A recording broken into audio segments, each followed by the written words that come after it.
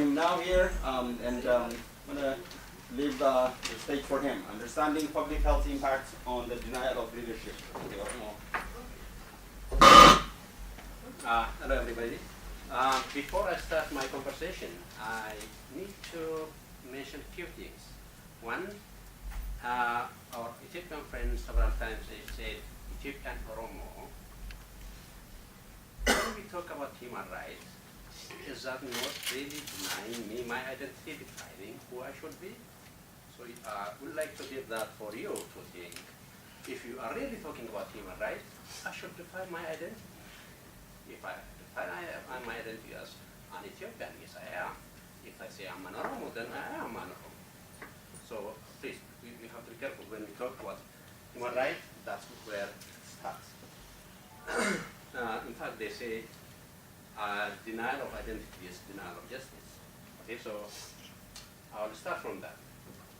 So my topic today is, I'm trying to understand the public health impact of denial of leadership. This morning, we discussed, many of you have presented how wide human rights violation is.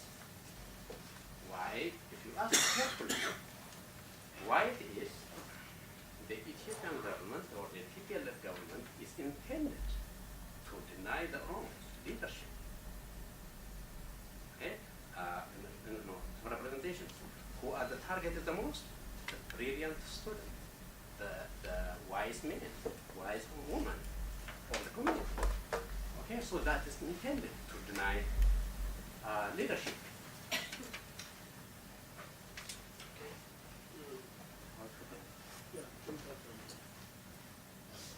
Okay, so my roadmap simply, first, I want to talk with you, share with you the story of upstream practical story, simple story.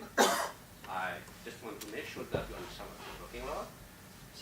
Second, I will talk about simply about publication indicators and concept of leadership, the concept of public health, and the mechanism in which the Oromo people are denied leadership. Then I come up with some type of conclusions. About upstream public health story. Assume this. Assume this. Okay, you are somewhere here. Okay, you see dead bodies coming from the river, and so as part of your tradition, okay, you collect kids, dead bodies, and bury them every time. They were doing it for several years. Okay, at one point they fed up on it, and they start to ask, why? Who is throwing these kids into the river? And so they start to ask themselves questions. Okay, simply simplifying it. So this lady is one of those, and she's asking now, Malta Ajira, what's happening really? Who is throwing the kids to the river so that we are collecting dead bodies from the river and bury them? So the second person is saying, Watu Bishan Finamata Ajira, which means something is throwing the kids into the river. Okay? So the story is not my story, it is public story that is intended to identify the cause of the problem instead of just treating the symptoms. Okay, if we really understood what is throwing them in the river, or what the risk is behind that, then we can address it. Okay, so that's the concept I'm working on. Okay, so and public health definitions.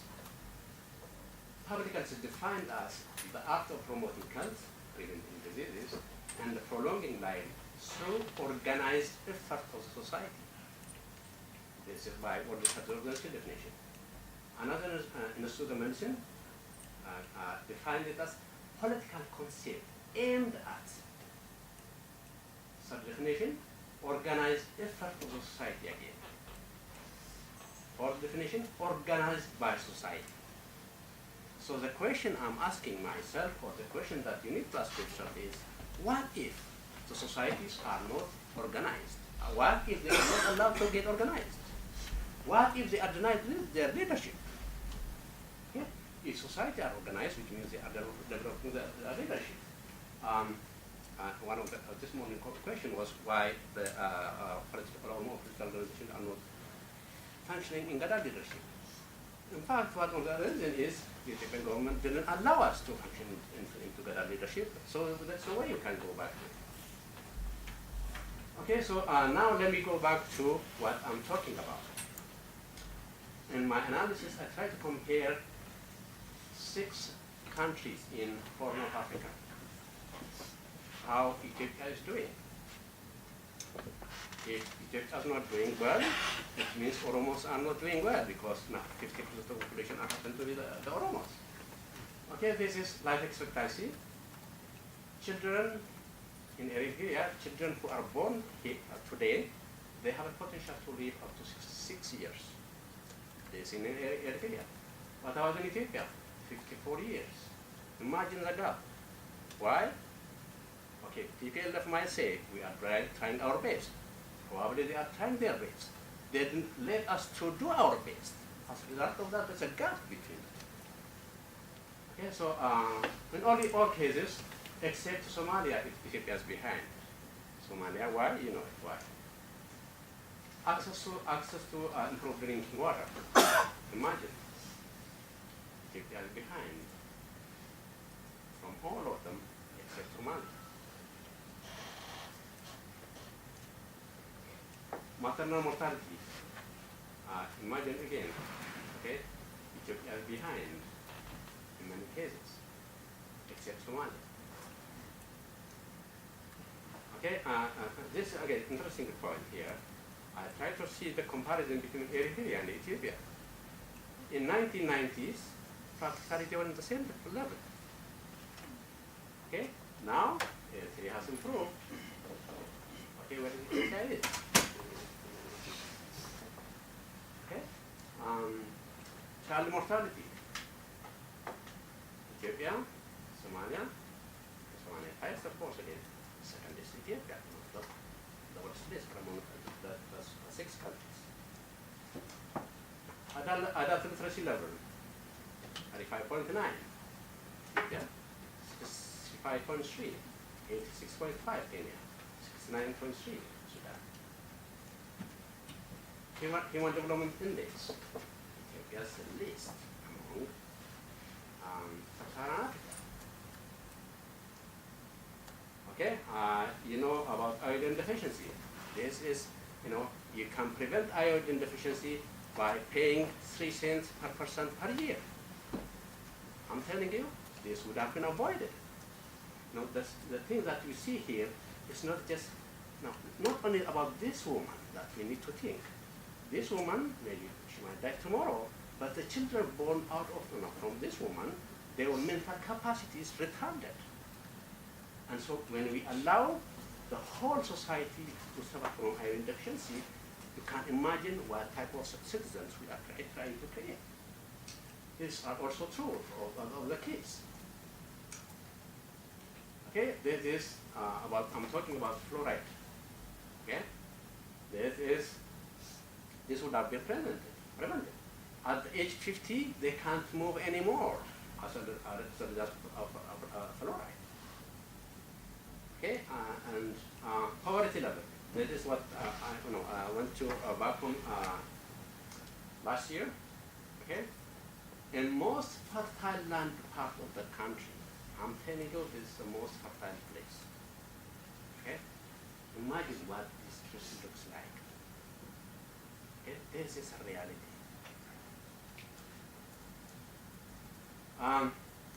This is a tree.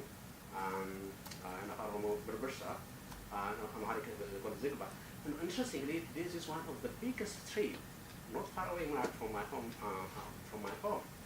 And it is Berbersayanto, because it covers all. As a result of environmental change, those trees are disappearing.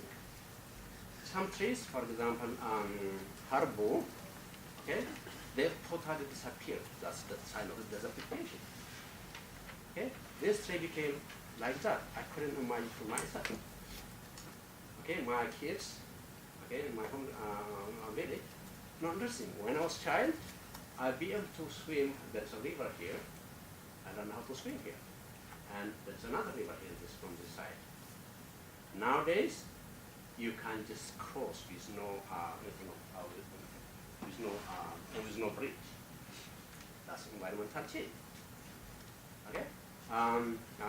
Interestingly, those of you who are interested in history, as Georgis, when he mentioned that Menelik killing killing hundreds of people before he went for war, he was stationed somewhere in this area. If you are interested in it, he mentioned that crossing Richa River, he killed how many people? He was living in this area. Okay, so what do the Oromos say about that? Okay, and Oromos, interestingly, they don't necessarily write, but many of them, they say things in Gerarsa. Okay, so that's what they say. Akam tane kastane, mofa tutane, dofa gatutane, payat kupsatutane, bekawalala tane, otokam nurega tane, akam goni tanure kangore banure. English version is, how did we become the way we are now, impoverished? We became those who wear heavy clothes, who became foolish, we were healthy, but now we are sick. We are knowledgeable, now we are uninformed. While we have plenty, we became impoverished. What can we do about it now? How can we overcome this burden?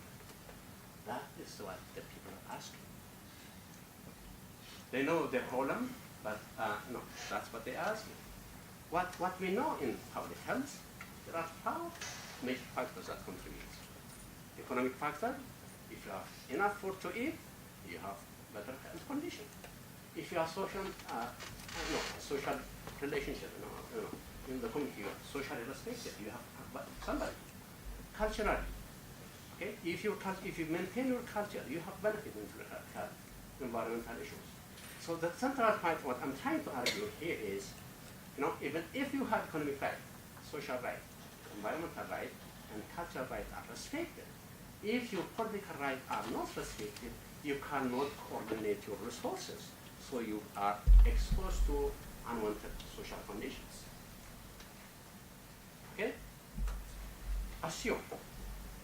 Okay, when we talk about upstream river stories, right? If we apply that story here, if we need to ask, why Ethiopia is behind in many of the public indicators? Why? You cannot say that's environment because I'm comparing with neighboring countries. We cannot say colonialism because the Ethiopians in fact are claiming never been colonized, and they are in fact claiming 3,000 years of history, right? Eritrea, who are now independent for probably 20 years, they are going ahead of them. Okay? So then now the question we need to ask, who or what is stopping Ethiopia from progressing? How Oromia is spared in the distribution of privilege and business? What type of bridge is necessary to bring social transformation? That's what we need to ask. Of course, human revolution is a major contributing factor. Oromos are not allowed to function in their own ways. Now, you might tell me that I love you. I'm telling you, you cannot love me much more than I do. Many Abyssinians are telling us, but we love you. Yeah, thank you, we love me, but I love myself much more than anybody else. If, interestingly, very often also, they say, well, unity. You know what? The concept of unity, if you don't bring with equity, doesn't fit nowhere. How I can choose to be a second-class citizen in the name of unity? If you are serious, if Abyssinians are serious about unity, first it should be equity. Let's address that equity. Okay, probably I don't want to go into this part. Let me skip it because many of them discuss this issue.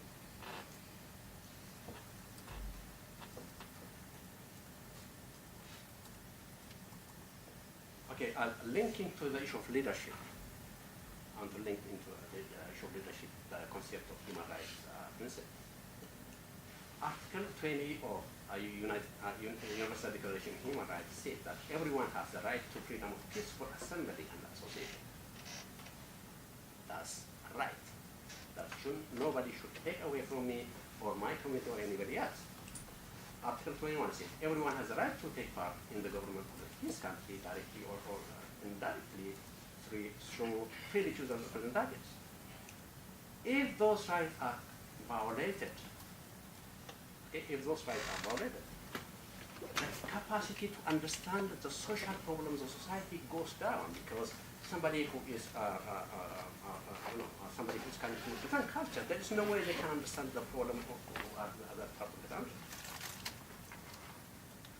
Okay, and another right that was mentioned in International Covenants of Civic and Political Rights and International Covenant of Economic, Social, and Cultural Rights, they mentioned this. All peoples have the right to self-determination. What does it mean? By virtue of that right, they freely determine their political status and freely pursue their economic and social and cultural development. It is essential. It is essential. It's not that I shouldn't negotiate. There is no need. I need to negotiate on my right. Now, interesting, one of my cousin, cousin, at one point he told me, right is not something you give and you take or you take. You don't give your right and you don't take somebody's right. You can give your life, but you don't give your right, even to the person who you love. Okay, so that's what probably that many of our listening friends are missing. Okay, again, think of upstream public story. The problem I mentioned is, I argue it is more severe among the Oromo than in Abyssinians. Especially the case of right now, they are improving a lot, although I don't have statistics to show any differences. Given that, leadership is, typical leadership, they are trying to address their needs. Whereas in Oromia, who are opinion leadership, of course, you know who they are. Okay? Again, what can be done? See, I'm not talking about magic, okay, where we can provide everything today. No, I'm not, that's what I'm after. But if we coordinate our resources, our human resources and natural resources, society, they can better understand their needs, and so they can understand, they can do things much better than, much effectively than others. Okay, let me share how I end up talking about leadership. Why I'm interested in public health as about leadership. Now, interestingly, when I'm collecting my data for my PhD thesis, I talk to many people so that I can understand what is really going on there. Now, in my conversation with one of my informants, a woman in this case, if I tell you that if I define her in Eurocentric understanding, she might be referred to as illiterate. But she told me something that I will never forget in my life. I asked her who is targeted by TPLF, whom they kill, whom they torture. And she told me this. Warra ija qabaniif, warra gurra qabanii. Okay? If I translate, literal translation is those who have eyes and those who have ears. As far as I know, many Oromos, they have eyes and they have ears. But in her sense, in her really deep understanding of the issue was, she was telling me that those who are visionaries and those who are informed are the targeted the most. You remember this morning, the brilliant kids are the targeted group. And I'm confirming that for me. I'm telling you, she never went to school. Okay, so she might not, getting something from others. But from her lived experience, she knows it really. And interestingly, when something happened, I do record events, radios, and then whatever radio is coming. And one day I was listening to the conversations with one of the people who from the radio, VOA, And one case, one community leader said, ija keenya tu jame, gurra keenya tu dude. At that time, he was referring to the days of one student in Ambo. Okay, that's not the translation is, now we are blinded, now we have different. Okay, so it means, in Oromo concept, the leadership is about vision and visionaries. That's what the together. Well, I try to understand leadership. I speak Russian. In Russian language, leadership is rukovodство. Rukovodство is the one who holds hand and directs, the blind person. Okay? In Amharic, as you know it, the one who steers only, or mari. In Oromo, sometimes we call it gageso, gagestota, sometimes we call it hogantota. In both cases, the one who escorts or gives direction, the other is the one who pulls the string and directs. In English language, leadership is about lead, which means to go, travel, guide, and journey. And all are, but that's one concept. I decided to learn from nature. Okay, birds, they are organized. They have leadership. If one of them are tired or sick, okay, 2, 3 of them stay behind before they continue their journey. This was organized. Not everybody is going in a different direction. They are going one direction. If you ask why they migrate in the team, what will happen if one of them gets sick and tired? What are the role of team? What are the role of the team leader? Now, interestingly, they do things in a team. Okay, it's very natural. So there is no reason that the TPLF or anybody else should deny the Oromos to develop their own leadership. Look again. They are organized. Look again. So it's not me. It's not me who created it. It's just by nature they are organized. Look. Okay, ants, they work in a team. They can push things that they cannot do it by individual method.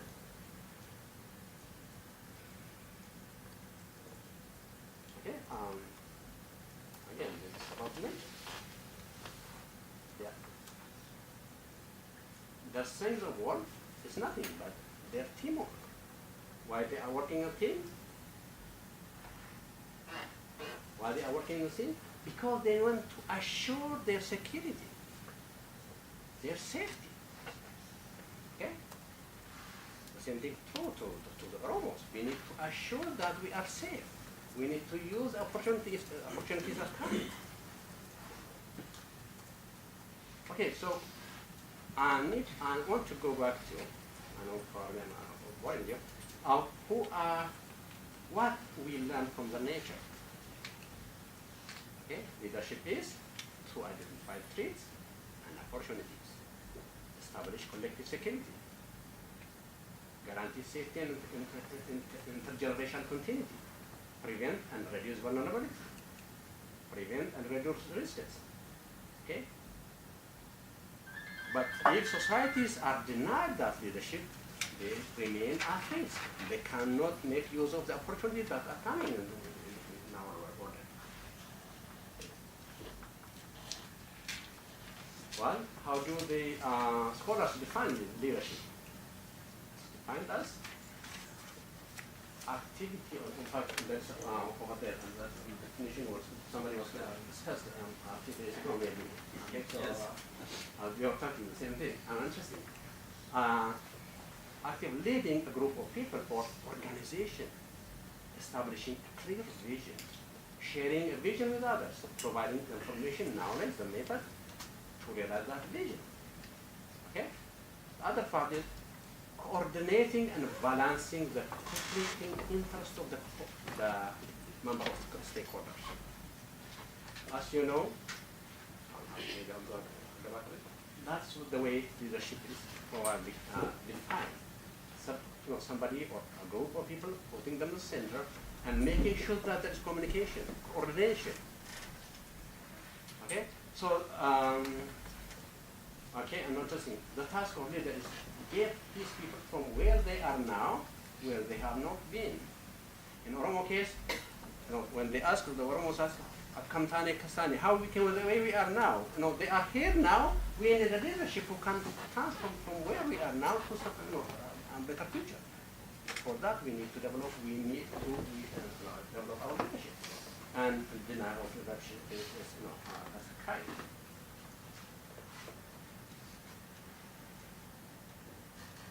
Well, others are defining it.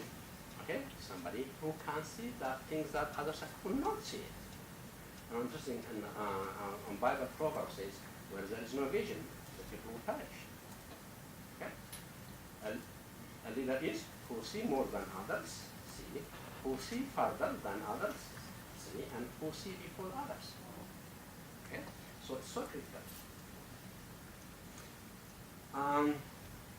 See, leadership coordinates so that the interest of all of the members will not go into conflict. Absence of the leadership is, for example, if you remember when Oromo clan, one clan of Oromos is fighting with another clan, that's a sign of leadership. There is no leadership that will coordinate these interests. Okay, what happened to the Oromo leadership? They were, of course, pushed out, imprisoned. Okay, some of you are here in North America or somewhere else because you could not stand it, right? Okay.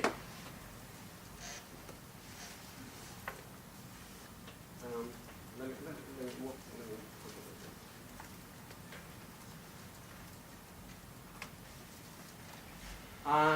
Interesting. When it comes to leadership, there's something that bothers me when I read about this of Darara Kapani. Okay? This was been exposed by one of TPLF agent, well, not agent, he was been part of the TPLF force. And until recently, he was part of them, and he left, and now he's writing about it. And the story about Darara Kapani was, Darara Kapani is Nambo, okay? And they made a meeting somewhere September 2004. The agenda they had was who should be executed in Ambo. Why they have to execute? Okay, so who led that meeting? Of course, General Nabadura, who is considered to be the Oromo leader, okay, and who in fact the people that implemented that. General Haile Talahun, and second one is Tagle Shepherd. Okay, and interestingly, Omar Yusuf, they suspected him and they decided not to participate. Okay, they sent him to one direction, and 5 of them they decided, and in that list, they had nomination. They are very democratic on this sense. Okay, first was Darara Kapani, second was Daga Mulata, third was Nandana, second name was unknown.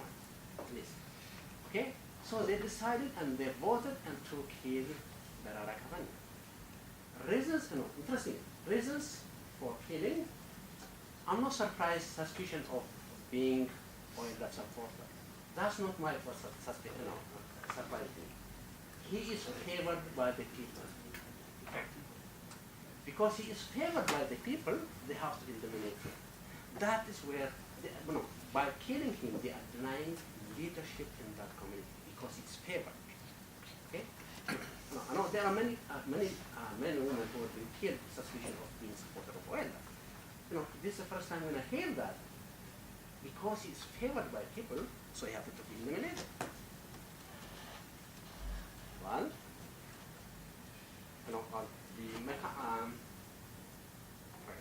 the mechanisms of denial leadership I mentioned. Those. This have been mentioned. Okay, forming pseudo leadership like Ovidio, pseudo, right? If you look at the official document known as Abiyotawi Adara, they say that interesting. I'll say it in Amharinya. ከኛ ጋር የማይተባበሩ ከሆነ ሆዳቸውና ኪሳቸው እንደሚቀንስ ማስተማር አለብን። That's practically to say, if they don't cooperate with us, we are going to starve them or impoverish them. That's what they say. So one of the means of denying leadership is impoverishment. So the rest are mentioned. I'm going to mention few about assimilation and structural control.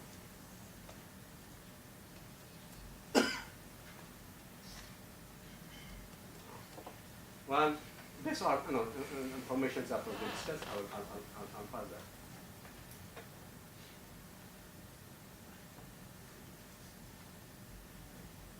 Okay. Interestingly, the way I understood it, given that they denied us leadership, okay, what they do is, in order to just to destabilize us, they will simply show simple stone, assume as if they are throwing small stone into the river or the lake or the ocean. This wave, small wave, creates another wave. By doing that, they destabilize the Oromo people. This has health implications, public health implications.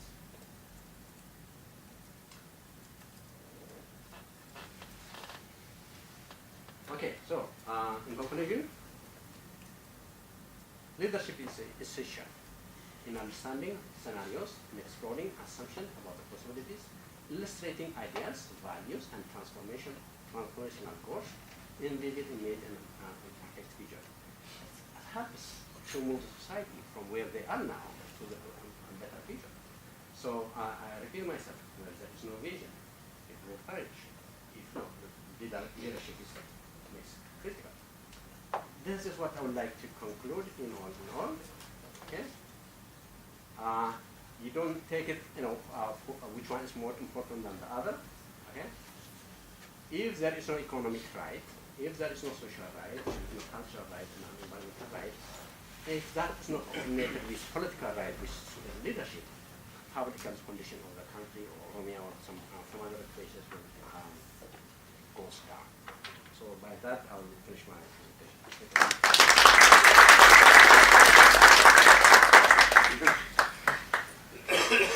So now you know why he's not the OSA president anymore. he's putting us in trouble. Interesting. I am not gonna, paraphrase anything that he said. It's as you can see, well presented, well exhaustively covered the topics. Any questions or comment on this? On the room? Yeah. Okay. Well, I just put in one point. He said the population of Tigray might be more satisfied, but he doesn't know, he doesn't have any statistics. But interestingly, Keller did a research. He took samples from all the nationalities. Okay, that is sampling. It was well done. It was a scientific sampling, but the population was not that big. It is about was that 500 people from all. And then he had satisfaction level and so many other questions. But on satisfaction, and that includes health, public health service, road service, water, so many services that the federal government or the government is supposed to provide. The rest of the nationalities were under 50.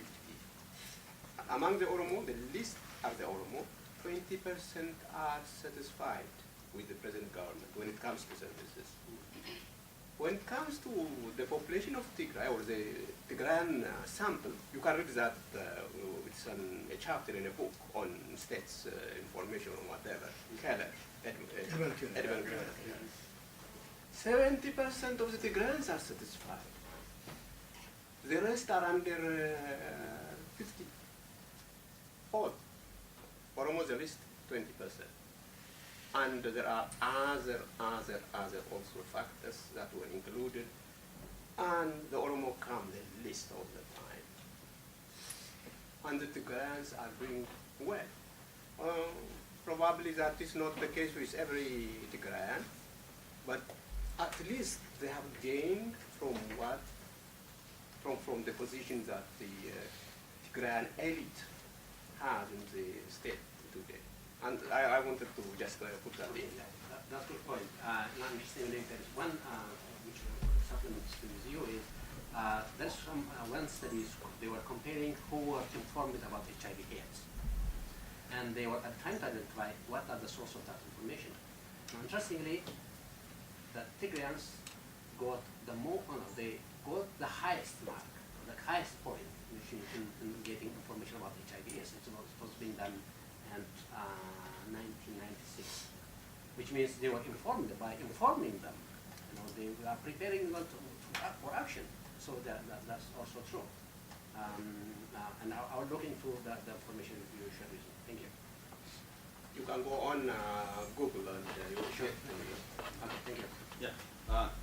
Okay. Go ahead, Josh.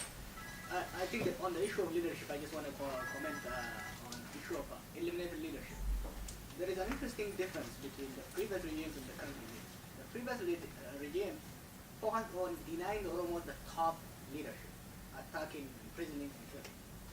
Very fascinating about this regime is they don't really bother much about the top leadership, but they focus on mid-level leadership, what business people call managers, what in a social movement called operational core, or the commanders. If you carefully look at who TPLF targeted for assassination during OLF's engagement, they actually drew a list of key commanders, key interlocutors within the OLF. They left the, they really didn't bother about the higher echelon. They focused on mid-level leadership. They destroyed it. And if you look at the way they're handling the peaceful opposition in the country, they don't bother that much with Maras, even with Nopidio. They don't care much about the people on top. They focus on making sure that capable, experienced leaders do not emerge. And I think that's that comes from their own experience. What makes TPLF different from other organizations in that area is TPLF success is not really about leadership. It's the cadre they built in the Marxist teams that Mallas trained. And they value that, and I think Oromos need, we need a lot of thinking on that. I think it's important you focus on how the denial of leadership affects not only public health and others. I just want to point that out. Okay. Your comment is well taken. My point is, when I'm talking leadership, I'm not necessarily talking about the executive committee members. No, that's not what I'm talking about. I'm talking about community level. When someone was killed, they were saying leadership is defined in our own perspective who can see visionaries. That's what I'm referring to. Not necessarily those who are decision making in politics or whatever it is. Any other? This is okay. Thank you for your presentation. According to TPLF, it claims that it is a developmental state and that it is leading the country into a middle-income nation. But your statistics contradicts this. So how do you explain the discrepancy between the claims of the TPLF and that of your presentation? Okay, that's a good point. Okay, interesting. Data is not something given.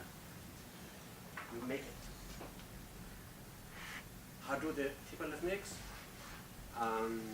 They create their own data. I don't really rely on them. The data I'm used here is by World Health Organization and UNICEF. Okay, so I'm more relied with them because they have no any other interest than recording it. But when it comes to TPLF, if there is any progress at all, okay, maybe there are few who are benefiting from it. I said it before. I didn't mention it, but in this case, when I went to Ethiopia, one of the issues I tried to observe, observe was the condition of HIV positive individuals. Interestingly, some NGOs providing them some food for those who are HIV positive individuals, given that their nutritional need increases given that they are sick. As a result of that, there are others, people who don't even have that food. Okay, so they try to bribe doctors and nurses so that they can be registered as HIV positive. That tells me a lot. Okay, because by that they are, by that they are intended to even get sick, get HIV as far as they can get food. Okay, so to come to answer is maybe if there's any progress, maybe there are few who are benefiting from it. The rest is maybe they are just manipulating it so that they can show themselves they are better than others. Okay, so other than that, that's the part that shows. Okay. Yes. Yeah. Yes, I have some comments here. You said leadership is the one which is guiding the society, and I think I can see that the TPLF is guiding the Tigrayan society, and it's manifested in their actions. And by the way, Tigrayans live in Ethiopia now, as opposed to the previous regimes. And there is no apology we can make for those excuses. Say we are hurting Tigray friends. If I were Tigray, I would say let the chips fall where they may. If they, as the saying also goes, if the quacks like a duck and walks like a duck, it must be a duck. They are the privileged group now. It manifests. Last summer I was in Ethiopia, in Finfinne, and I see a lot of the new bourgeoisie, the new privileged group, the one who are idling themselves in cafes in Addis Ababa, the one who have got good clothes are the Tigrayans. And they are confident, and when they speak Tigrayans. On the other hand, the majority, Oromos, are afraid of or kind of quiet to talk in Van Oromo or Oromifa. So the leadership is doing all these benefits a leader should do for them. Are they doing for Ethiopia? For Oromos? No. The Oromos are hunted, as you said, the visionaries of Oromos are either in prison or their organizations are dismantled and they are made to be ashamed or suffering in their own country. So on the other hand, the Oromo leaders, as I said, are not given opportunity to come up and lead their people. So don't give me apology about I'm not about you. No, I'm not giving you apology. No. Okay, I'm trying to separate one from the other. There are things that as a group that we should do. My presentation is not necessarily what we should do as a group. I'm trying to show you what others, those who are in power, did to us. For them, that is a jackpot now. Okay? It's a jackpot because we became dysfunctional. That's what they want. Probably they have contributed into it. That's what I'm trying to say. I'm not saying that we don't have to ask ourselves and we don't have to do our homework. That's not my intention. Any other questions? Earlier, actually, in the previous session, I wanted to raise a point in which an issue about the separation of the TPLF from the Tigray people came up. Now, actually, I hear these facts based on the sample Professor Makura quoted and based on the presentation you did in general. So I have a feeling that the TPLF represents the Tigrayan people. And the Tigrayan people are based on a sample study, at least 70% happier or satisfied. And also historically, like I wanted to mention that history in my earlier attempt, like we say the Italians invaded us. Also, it was the fascist party who was leading Italy, and it was not all Italians. So by the same token, I want to make a statement and extend that the TPLF is not just a separate entity detached from the people. So it is with the people. Okay. that's one thing that we need to clarify. In the concept of human rights, it's about individuals. Okay, so I understand your feelings. There are times when I feel that way, but we need to overcome that feeling and so charge those who are in charge, and maybe there are some innocent people with them. Okay, so let's separate the people from the leadership. The leadership are the one, critically who decides. They don't necessarily consult, as you said, they benefited, no doubt. But they don't consult whenever they are acting, they are not consulting the people. So let's separate the people from the event institution. That's what my question is. Oh, thank you. Let me give one example that happened to me. I went to Philippines in 1997. I was with my friends, and we were down in the Piazza area. So we went to the coffee shop. There are these Tigrans ladies, I think they are hustlers actually. So we parked there, went there. When you come back, they confronted us. They said, we wash your car, pay the money. And the guys with me said, well, we didn't ask you to wash our car, so we cannot do that. Then, if there is a law, we can go to, to the court or to the police station. Then this Tigran guy comes with a gun. I was there, and finally went to this what the cabaret. So the whole idea is because the Tigrans who are running the leadership, how can those people?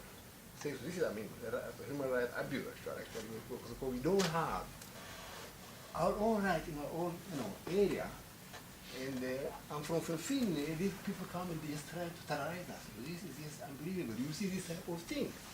Another example, one of my relatives is a teacher. He taught for many years in Gambela way back during the Empire Latin fight. And this guy contributed a great deal to build up that nation.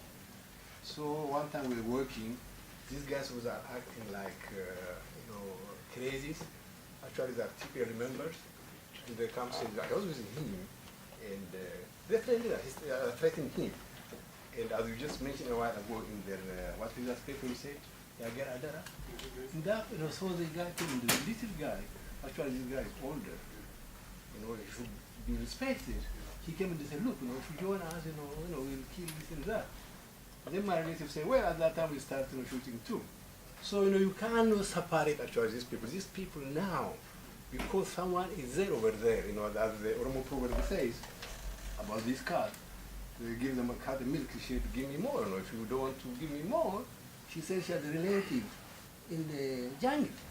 So you see this mentality, and historically these Abashas, they are violent, and if you look at the history from all the way down, so as Kabane mentioned an hour ago, it's very hard to deal with them. The only thing is we have to be ourselves and stand up, and that's the only way out. If we want peace, be prepared for war. Thank you, my brother.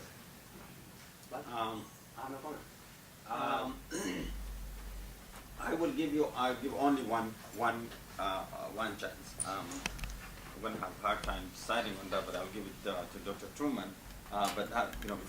So we're going to end here now. The last few comments from the floor espousing very dangerous, racist concepts. I'm sorry to say it. You cannot categorize individuals because they belong to any group. If you're injured by several women, you do not hate all women.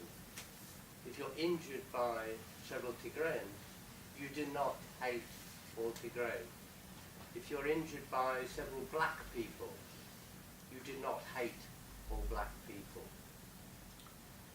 The fundamental concept of human rights, you do not treat people as part of a group. You treat them as individuals. We have this in England with asylum seekers. The press denigrate asylum seekers. It's still okay to be nasty and racist about asylum seekers in the British press. We get the same with gypsies in Britain. It's still okay to be racist against gypsies. It's very important, as individuals that we all stand up and object when people start categorizing other people purely on the basis of a social, racial, sexual orientation, any group they belong to. We have to treat humans as individuals, and this is what human rights discourse is all about. We all have human rights. Tigrayans have human rights. Gypsies have human rights. Asylum seekers have human rights. We all have human rights. And do not characterize people, demonize people just because they belong to a group. Sir, I have got an answer. Hold on. No. It's not going to be. I have to order. No. You have to wait for your turn because I have to finish and then I have to entertain because we have to run it like that. Okay. Otherwise, You we're can speak on having the a way to serious. the restaurant. But if it is individual, we can do it over dinner. Sure. So let's all. We're having a serious conversation. No, hold on. No. I'm not gonna. No. I'll manage this. All right. I will. So we finished. Dr. Truman. Yeah. Thank you. But I will give a word for him, and then I will make a remark. It's a very important discussion that's going on. Yeah. I want to say 2 points. Remember, we are talking about human rights, Yes. and human rights affects everyone. Please underline this. When we talk about Oromo human rights, which is crucial, that is why we are here, we have also to remember others are victimized. If Oromo leaders are eliminated, which is true, I very much appreciate what Johar said. The Wayanes are very, very clever. They don't really target the people up there. Why target them? Because that will bring a lot of publicity against them, bad publicity. Focus on those who could do. And they do this not only with the Oromo, with others. Please keep this point in mind. It affects everyone. This is one. And secondly, there is no doubt there are significant number of Tigrayans who are benefiting from this system. Under any system, when particular ethnic group controls state, there is always a spin-off, psychological spin-off, economic spin-off. But it is not wise for us to say every Tigrayans really benefited from this, every Tigrayans are enemies. Under apartheid, I teach South African history, it is not every white person who benefited, not even every Afrikaners in whose name the apartheid system was established. There were many who benefited, but always as human beings, as individuals, with concern for the welfare of other human beings. Remember, we all are human beings. We have to feel their pain as we feel the pain of our people. And if we are to grow, if we are to develop, always, honest to God, always we keep the interest of others also at the back of our minds. Whether we like it or not, if not now, in the future, we will live as neighbors. And as good neighbors, we could live as good neighbors. Or if our people want to live together, we could also create a better environment. For that, we have to show concern for each other, because human rights affects everyone. And we're going to conclude here. We're going to conclude it.